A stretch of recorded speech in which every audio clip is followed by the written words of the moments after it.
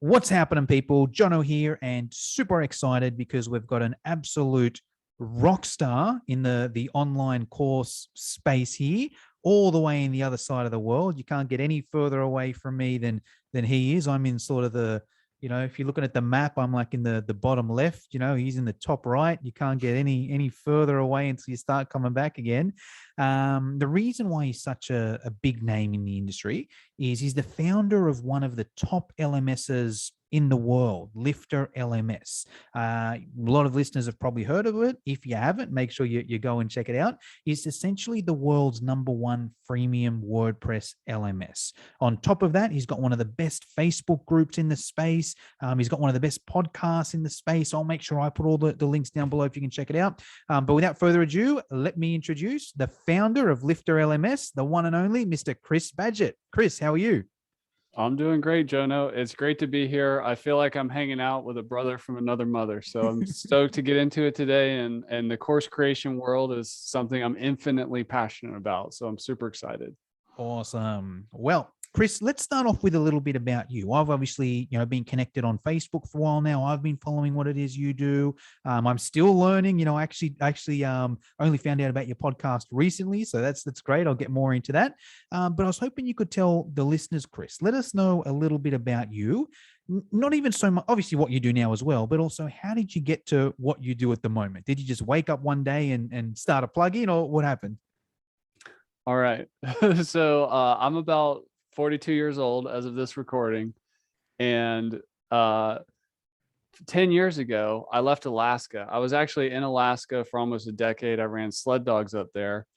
And I used to work on a glacier that you could only get to by helicopter. Wow. So I was not a very computer internet technical person at all, but I'm super passionate about learning. I'm not from Alaska. I learned how to run sled dogs. I learned how to run a company up there, and I'm just a lifelong learner. So if that's like you that's listening, I've walked a mile in your shoes. After I had my first daughter up there, I left Alaska, and I really wanted to do an online business because I'd kind of always moved around and worked seasonally, and I just love freedom. So I started learning WordPress. I actually started blogging. I went to WordPress because I was blogging about leadership, which is a topic that's important to me. In that time period, I just taught myself how to use WordPress by watching YouTube videos. I became interested in marketing and really fell in love with it. And I started selling websites to clients. So I built an agency up to 17 people. And then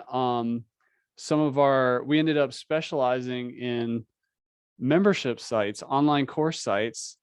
And before I go deeper down that rabbit hole, I was also a course creator myself. I still am. I have organic gardening courses. I've partnered with experts all over the world and did my first online course business was in the permaculture niche of the gardening niche. So I'm like you, Jono, I'm a practitioner of courses, not just a evangelist and like a coach to the industry, if you will.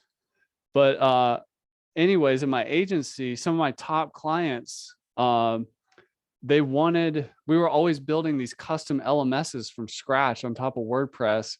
And at the time, there wasn't an all-in-one solution that we needed that could do the membership site, that could do the courses, could do all the analytics and reporting that people wanted. And really one of my biggest clients, who was from Australia, he was a real estate education expert. He's very well known in Australia. He was one of our first customers that actually we built Lifter LMS to help him achieve his goals as a real estate coach. And so my very first customers for the Lifter LMS software were my clients. So the tool we needed didn't exist, so we built it. Along that whole journey, which started in 2011 or 12, I also started podcasting. So our podcast is called LMS Cast. I'm infinitely in love with online courses. I'm a homeschooling dad. I've worked from home. I've I'm all about learning and education. And I believe that learning is how we, and education is how we elevate as a society, as human beings on the planet. So it's just something I will never run out of motivation and passion for. Awesome. Love that. Okay. Well, let's dive a little bit deeper now. You've even dropped the word LMS there, Chris. There may Yes. be people listening to this that are like, what the crap is an LMS? Now, everyone listening to this will know what it is in theory. They're definitely using one. It just depends whether it's Kajabi or New Zenler or Teachable or whatever. Let's maybe start there, Chris. I know they're the biggest ones that most of my audience will know about. Teachable, Thinkific, Kajabi. Can you let us know, I guess, the difference between a third-party LMS like them and then like a WordPress plugin like Lifter LMS? Absolutely. So the LMS industry suffers from too many TLAs, which stands for 3-letter acronyms. So there's all this jargon in the industry, which is really confusing to people. So I love this question. LMS stands for Learning Management System. And then the words that people use to describe what they build with the LMS can be very different. Some people call it an online course. Some people call it a coaching program. Some people call it a membership site. Some people call it a training portal. Some people call it a remote school. Some people call it like a Udemy clone. There's all these different names that people use, and different software. There's so many different LMS softwares out there that I talk to these people all the time. They're overwhelmed because there's so many options. They don't want to make the wrong decision for them, or they did make the wrong decision and now they're like gun shy of like, what should they go to next or whatever. So anyways, mostly the way I think about it is the course is the fundamental building block of a LMS. You can add things on like coaching or recurring revenue membership. You can have office hours calls, you can add communities and all these things. But that at a high level, we use a learning management system to create a learning experience for a certain market that's trying to achieve a certain goal. And there's lots of like niches within all that. So it's really all about picking the best tool for your use case. And then also for you, in terms of the pros and cons of doing a third-party solution or taking more control with like a WordPress site. There's not a right or wrong answer. It just depends on what you need and what you're trying to do. Awesome. Let's run through some of those advantages, disadvantages, Chris. Let's do a compare and contrast, or maybe start with one way. Let's say we're looking at a tool like a third party, so a Kajabi, a Teachable, a Thinkific. What are some of the advantages we have choosing that? And then what are some of the limitations? Probably the biggest advantage. I mean, I fell in love with this industry a long time ago. So one of my very first online course, you can still find it on Udemy. Which is a course marketplace where you put your course up with lots of other people. It's like it's not like your course site. It's like a more of a marketplace of courses. But I said, you know what? I'm going to see if I can get a video camera, go to the grocery store, get a bunch of eggs, and make a course about how to make the perfect omelet. And I'm going to teach 6 different omelet recipes. So like 6 different lessons in a course. And that was my first course. And I challenged myself to do that all in one day, to figure out what I was going to do, make the videos, create the online course on Udemy, put it up for sale, and then wait for the money to roll in. So that was my first experience. And as a guy who wasn't very good with WordPress yet, it was super quick and easy. But then it comes at a cost. Udemy started enforcing certain pricing controls. Like they later made it, which outraged the community, that you couldn't charge more than $50 for a course. And that was a big deal because there were people on there at the time who had like $2,000 courses and stuff like that. Then there's like the single course site, like the Teachable, the Thinkific. Kajabi's kind of in this category in that it has a little bit more like kind of membership site features. You mentioned New Zenler. There's many out there. Rizuku. These are kind of in the middle where they're like, you've got your own website on their platform. So you don't really have to manage a lot of the tech. You just need to learn how to drive it, put your content in there, and just use the features as they are. Like what they offer is what you get. And for some people, the pro for that is it takes less technical experience. It's faster to set up. The downside is it comes with less customizability. So if you want to like change something, or you want to make the design look a little different or whatever, you're going to have limited options. WordPress, powers 40% of the internet. And basically, if you're new to WordPress, it's basically a free software that you still have to buy some things like a domain name, a web hosting account, which usually costs around 10 to 30 US dollars a month to get started. And then there's WordPress on there, but it's more like a blank slate. And you can start adding these various plugins and themes to really build a custom site that looks exactly the way you want it to look and does what it needed to do.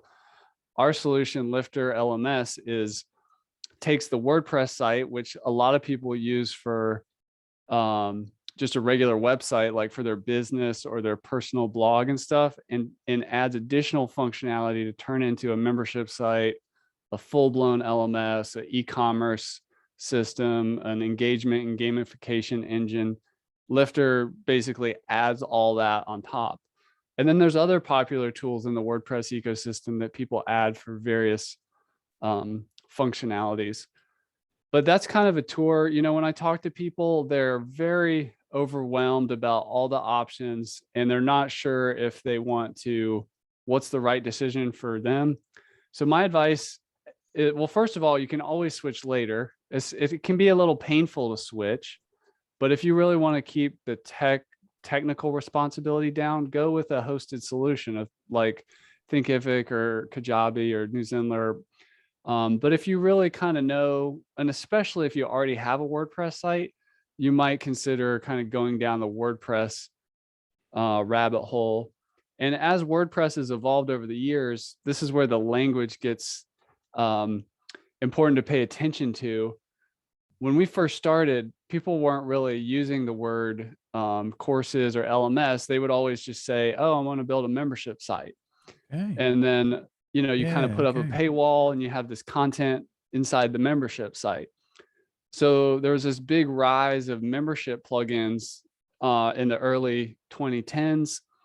And then around 2012, 13, 14 is when like Lifter LMS and LearnDash started, which are some of the bigger WordPress LMS solutions, and started bringing a lot more structure to the content inside of a membership site.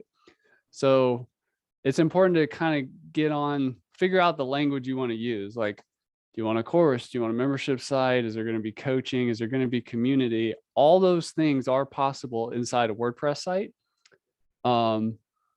But, for some people, for the community, they don't want to host it themselves. They want to have a Facebook group, which can be a great option. So there's basically, my biggest piece of advice is put your customer at the center of your business, not your product. And what do they need to be successful? Do they need courses? Probably. Do they need coaching? Maybe. Is that something you want to provide? If so, add that. Do they need community? And then you I guess what I'm saying, where I'm going with this is I see a lot of people get really into shopping for tools, but my advice is to slow down. Let's do some strategic planning, look at what you're trying to do, what your technical comfort level is, and then what's the best tool for your requirements. Because as you go out into the space, people ask for recommendations.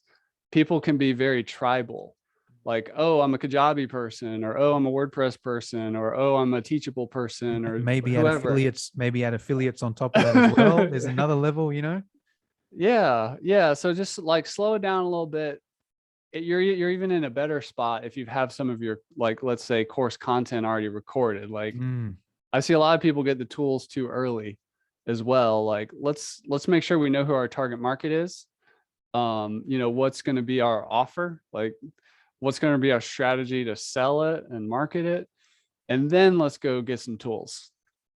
Love that. Yeah, 100%. And I'll share a story with myself. So, my first, I was an absolute technological dunce. I created my first course, I think 2014, and I didn't know anything. I was like, you know what? I'm guessing I need to create a whole new website. And I think that's about $20,000. And, I don't have that money handy. So, my first course was actually just an ebook with some Mhm. links to unlisted videos on YouTube. Right. That was it. It was I just like, want to throw in there, I've seen some people do like their first course was a Dropbox folder that had a yeah, bunch of stuff in it, like videos and whatnot. Its course can be whatever you want. Sorry to interrupt, 100%. but I No, no, love no. I Yeah, love your you're good. story there. Well, I'm a Yeah. Google Drive fan myself, and same like Yeah. you could just share a folder, and it's literally here's module one. Open it up, video 1, 2, 3, 4, and that's actually still how I create my courses today. I Yeah. start with just a Google Drive, and it's set up just like a course, and then I just tell my virtual assistant, "Hey, the course is on Google Drive. Just go and upload the videos and the documents, and there it is." But my first course was an ebook with links to unlisted YouTube videos.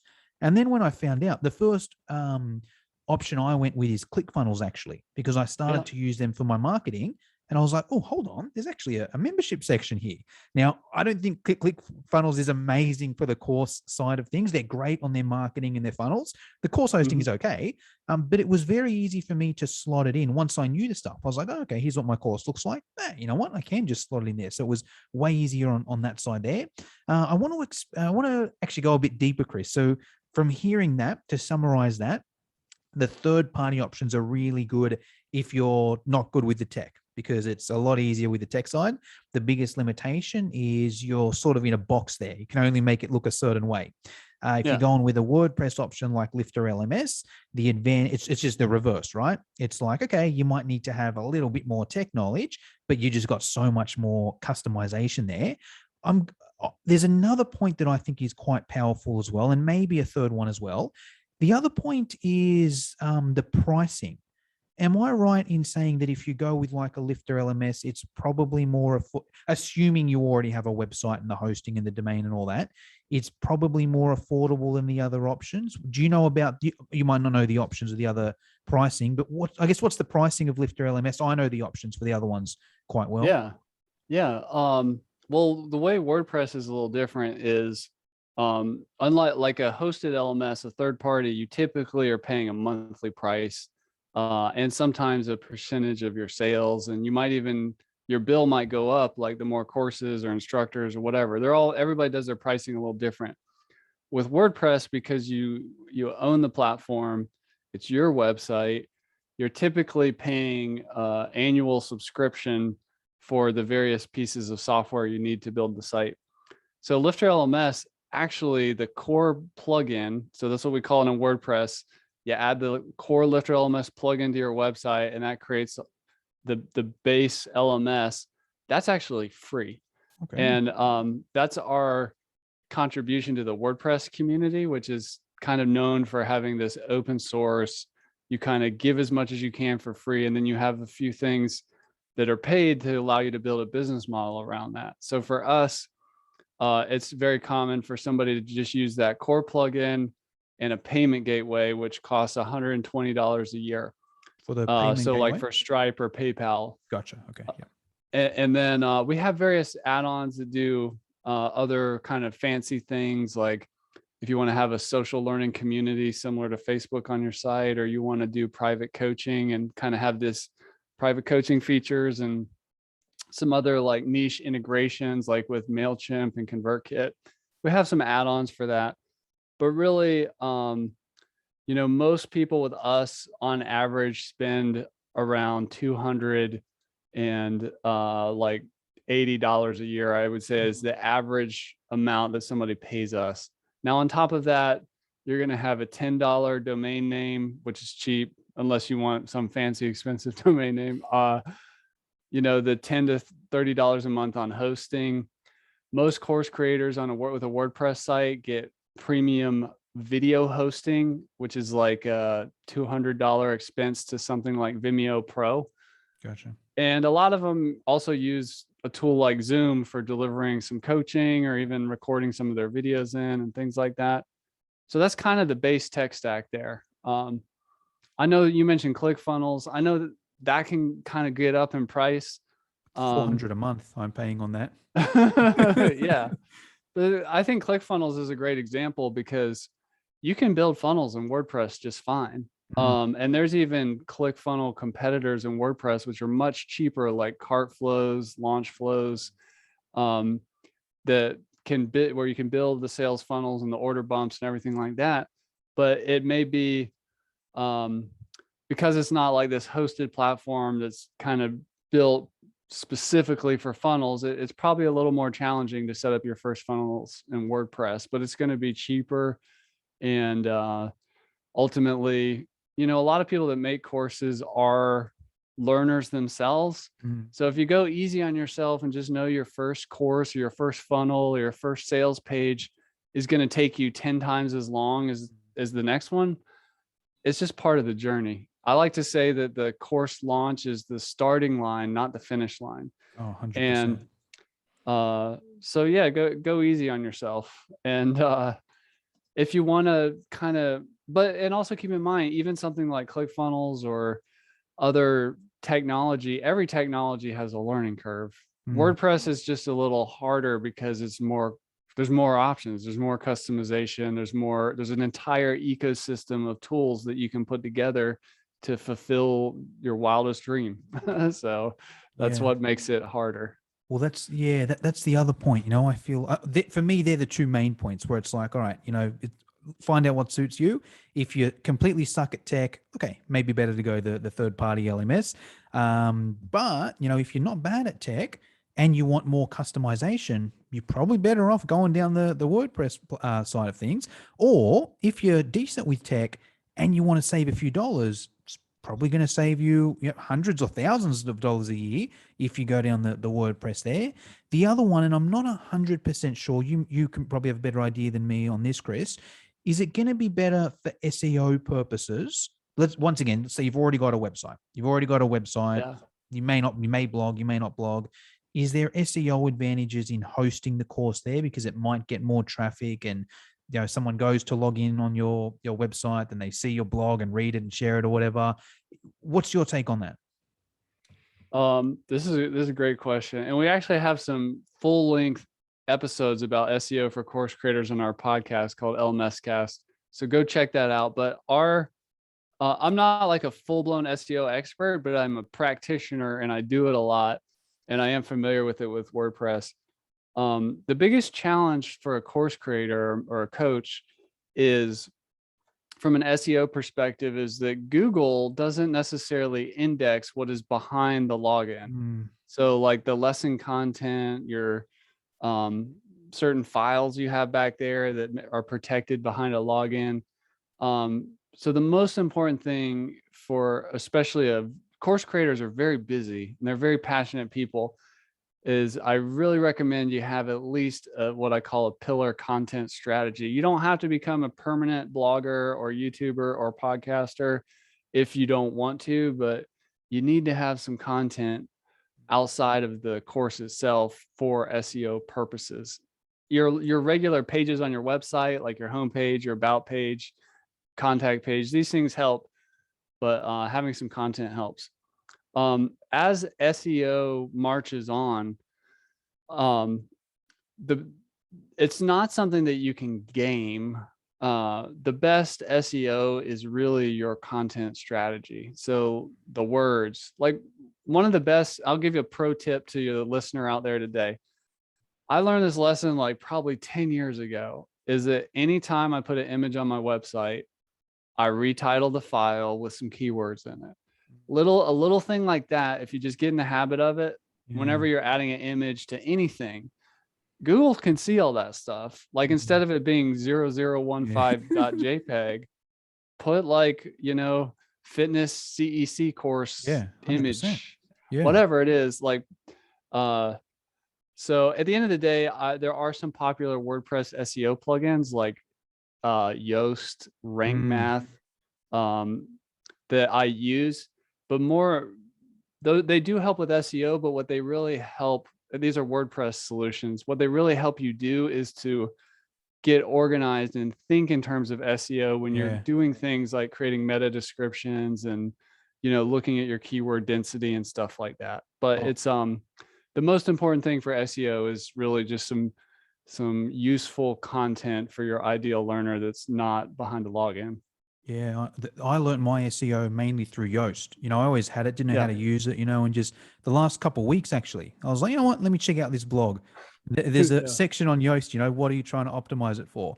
I type in the word and they just give me all these errors. Hey, it's not in your H1. It's not in your, your Yeah. heading. It's not in your meta description. Your meta description's too short. But it only took me about 5 minutes to you got no internal links, no external links, but it took me about Right. 5 minutes, and then I fixed it up and it gave me the green tick. Hey, this is a perfectly optimized page. And then I'm like, Yeah, okay, it's a hold on. teacher. Yeah, that's it. Yeah. I'm like, so okay, so if I want to improve my SEO, whatever the word is, put it in the meta title, put it in the meta Yeah. description, put it in the slug, put it in the H1, put it here. Okay, now when I'm creating content, I can do that, And even from here, I'll tell you a little secret. I was like, all right, I'm getting, Chris Badgeon. Let me do a quick Google search. What's the best way I can, title this to get Okay, well, Lifter LMS gets a bit of traffic. Okay, let me make sure I put Lifter LMS in the title and the meta description and all that Yeah. stuff there. But awesome. All right, cool. Now I And don't one know more how. tip there. I just want to throw this out there. SEO is kind of like a foreign language, and you'll hear people that are learning languages say Yeah, they good start to point. like dream or think in the other language. Yeah. SEO is like that. So like once you kind of get your basic level of competence, you start thinking like you said, like, hey, what am I going to title this podcast? You're already thinking in H1 tags or whatever. So it's cool. Love it. No, I'll go a step further. I even look at websites. Like, now that I know SEO, I look at websites. I'm like, okay, this page here, let me optimize for these type of words. This page here, this type of words, So it's yeah, helps there. Now, from here, Chris. Now I don't know how I'll ask the question and answer it how you want. I want you to give now let's go specifically about WordPress plugins. The two that I hear all the time are LearnDash and Lifter LMS. Are you willing to go head to head? Let's say someone's tossing it up and they're tossing up those two, or maybe they are a LearnDash person. They're like, you know what, this guy seems cool. Should I switch over to Lifter? And we don't have to talk bad about LearnDash, but it Yeah. might just be what are maybe some differences between the two. Yeah. Well, first of all, LearnDash is a great company. I'm friends with the founder, Justin. He's a great guy. Been out to dinner with him.